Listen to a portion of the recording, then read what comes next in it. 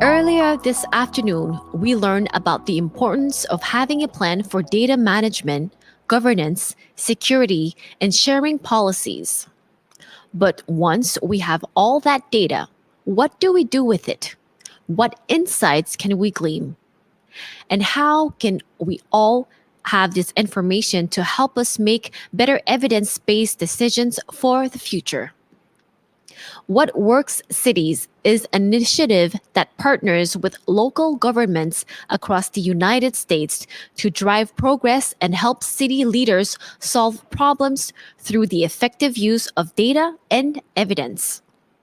I would like to invite Zachary Markovits to highlight some examples and evidence-based best practice that show why focusing on the fundamentals, consistently measuring and evaluating progress, and building out a team's capacity to use data can help cities of any size achieve their goals.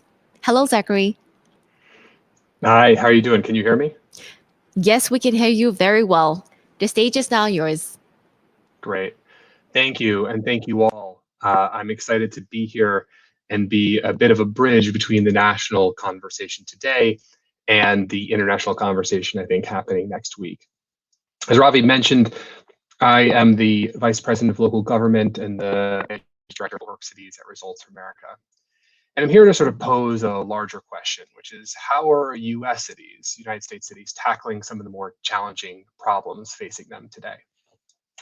Over the past 5+ years, What Works Cities, which is an initiative founded by Bloomberg Philanthropies, has worked with almost 200 cities across the United States to tackle the nation's most pressing problems at the local level, helping mayors and city managers and staff within those cities use data and evidence to better improve local government and improve the lives of residents. From all over the US, we've worked with teams to help them commit, measure, take stock, and act in how they use data to better to help real people with real problems, however mundane or extraordinary they are. And over the better part of those past 6 years, there are a few things that we've learned about the ways that the most successful of those cities, both individually and together, are able to tackle challenges using data. And I thought it was appropriate to share with an audience like yours, with all of you, who sweats the small stuff, cares about the process, and wants to help improve cities for all who live within them. So first, focus on the basics. The best cities are attentive to the sublimely ordinary. By focusing on the fundamentals of systematic data governance practices, inventorying and evaluating one's data, cities are able to move the needle towards transformative opportunities and meaningful change in the daily lives of residents. Consider here Kansas City, Missouri, with their beautiful train station, where in 2017, voters approved a $800 million bond package to focus and repair the infrastructure in the city. But what's interesting is actually the work that started behind that, the work of the city staff, sitting with the mayor and city manager, sitting down regularly to review the city's quarterly resident survey. They were able to track and see how dangerous buildings and dilapidated properties was rising steadily among the concerns of the residents in their backyard. And then by reviewing and incorporating data from their citywide data inventory, they could see how some of these 800 large dangerous buildings the city had could be addressed. And then going back to residents with a data-informed response to their concerns. So it was the city used the data to ask for more money from their residents, but it was driven directly by an ask of the voters' concerns.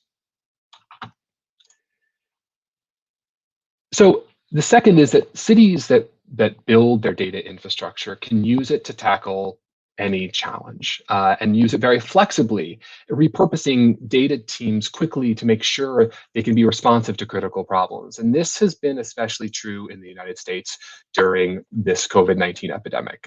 Because the US hasn't had a coordinated national response, much of the response has been left up to US cities and US states. One city among many that has stepped up and excelled in meeting this unprecedented challenge was the city of Cincinnati that you see here, where the city manager repurposed an entire Office of Performance and Data Analytics, redirecting their entire effort to supporting the administration and planning and responding to COVID-19. And because they had this capacity, the team could effectively and meaningfully collect, aggregate, distill, and disseminate information daily to city leadership. This ensures an effective and tactical strategy to repurpose and deploy resources where they can. And also, they could report out key data transparently to the public, making sure they were not only informed, but could be involved about the crisis and what the city was doing to respond. Having that interdepartmental and cross-sector data lens also played an important role as they needed to redistribute resources. And thinking about where, unfortunately, the city would have to furlough or let go of certain workers given the downturn, they could see how they could shift them immediately into other places that needed more people immediately, sectors like homeless services or healthcare.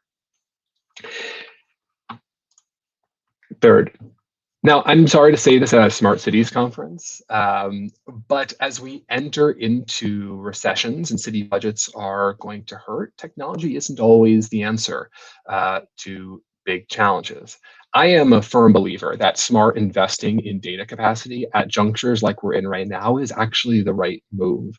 But all cities and public jurisdictions need to be judicious with their dollars and find creative ways to get the data they need to solve problems now that doesn't involve spending or contracting as option number one. So consider Syracuse, one of the older cities in the Northeast, with Northeast US, with water mains that are reaching the end of their useful life, some more than a century old. Now, with hundreds of water mains across the city and hundreds of water main breaks per year, understanding which one is most at risk of breaking is critical. This is a place sensor technology could be useful, but the city found a much more cost-effective solution. They looked through their 100-year-old engineering record books to discover whether the particular mains were cast iron, steel, or even ceramics, and then built a predictive model that relied on this data and other attributes like proximity to other breaks, age, and soil content to figure out where the likelihood of the next break was going to be. It's not perfect, right? Like many predictive models aren't, but it told them enough to help them align on where to dig first in the warmer months to avoid breaks at winter when it's harder to dig. And bit by bit, they can improve their infrastructure for everyone and equitably. Which brings us to the next point. If we are going to investigate the structural inequalities and inequities that exist in cities, you can't do it without looking at and using the data that cities are collecting every day. Now, data can certainly both reveal and conceal inequalities, biases, and prejudice. But to even begin a process, best cities can't do anything effectively without considering the need to use data to drive policy, to drive advocacy, and to the systemic racial inequities that exist behind many cities. I want to consider again our friends here in Syracuse, which you see on the slide. They, like many cities, I'm sure yours as well, have investigated the connection between street lighting and safety. When street lights go out, a neighborhood may feel less safe and pedestrian safety may suffer. In this city, repairs of streetlights occurred when people reported an outage. But we know that reporting is inequitable in all parts of the city. More reports come from areas that are traditionally whiter and traditionally more wealthy, which means that repairs are also not treated equitably. You may be able to report out on how many service requests have closed if you're collecting that data, but this might not actually help you know anything more about whether all streetlights are functional.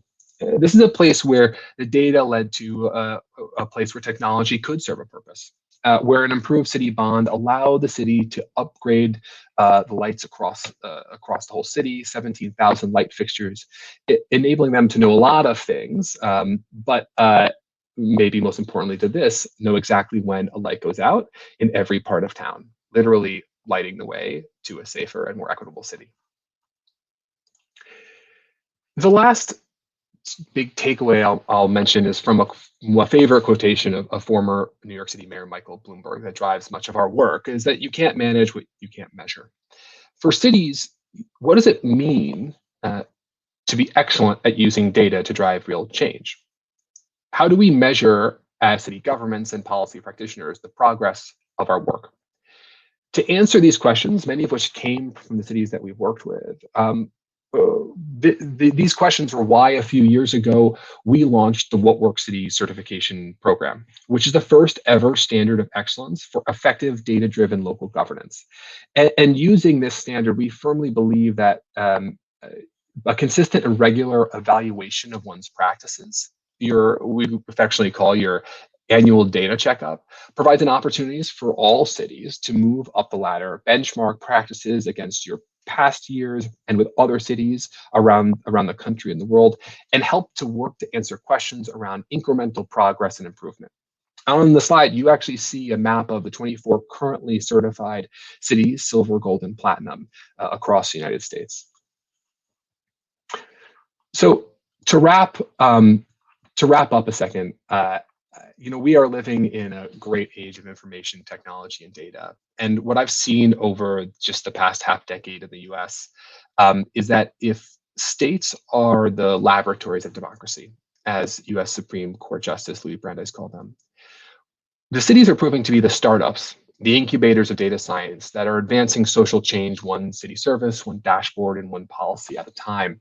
Cities, especially in the US, are being asked to challenge and confront the most unprecedented and extraordinary difficulties of our time. And these challenges and the work that comes with them will not conclude or be over anytime tomorrow or anytime soon. The work, though, must excel today. We're excited to work with cities that focus on data and what works, for it is how cities must and are leading the way in the United States to make real change. Thank you all. Thank you very much, Zachary, for your presentation. And now we have questions for you from Noah. Noah? Hey, Zach, thanks again for the presentation. I was wondering, did you ever get any strange requests from cities wondering if they could use data to discover something random or something that you had never thought of before? I don't know about strange requests. However, we have gone actually through various times. There was a number of times when a lot of cities were, a year where cities were focusing on grass cutting contracts, a major driver of equitability and really changing services across the time. So it's interesting. That's not a strange request. Every city cuts grass or thinks about how they take care of the cleanliness and the way the city looks. But it is odd how they seem to come in sort of bits and bobs all at one time. Yeah, I sometimes wonder about grass in my neighborhood, so I guess some city people are wondering. And just a last question for you. Can we ever expect What Cities Works to be present in Canada, or were you going to be able to take advantage of some of your services? I'm sorry, you broke up a second. You said how could it be available in Canada? I was wondering if What Cities Works was planning on coming to Canada anytime soon. I'm sorry, I must be having an internet connection, so I couldn't actually hear the question. But I'll answer the questions I hope many of you asked, which was, is it available for folks in Canada and Canadian cities? And I think one of the things that's exciting about the What Works Cities certification program is this standard of excellence. I think that many cities in Canada that align very similarly in structure to cities in the United States is an opportunity for, if you are work in the city government of Canada, to take advantage of it. Go on whatworkscities.org. You'll be able to find the whole thing there. You could fill it out, and we're happy to have a conversation about how you stack up. Amazing. Thanks so much, Zach. And now back to you, Ravi. Thank you very much, Noah, for your questions. And thank you, Zachary. We appreciate you being with us today. And I believe we have a video from What Cities Works, and let's check it out.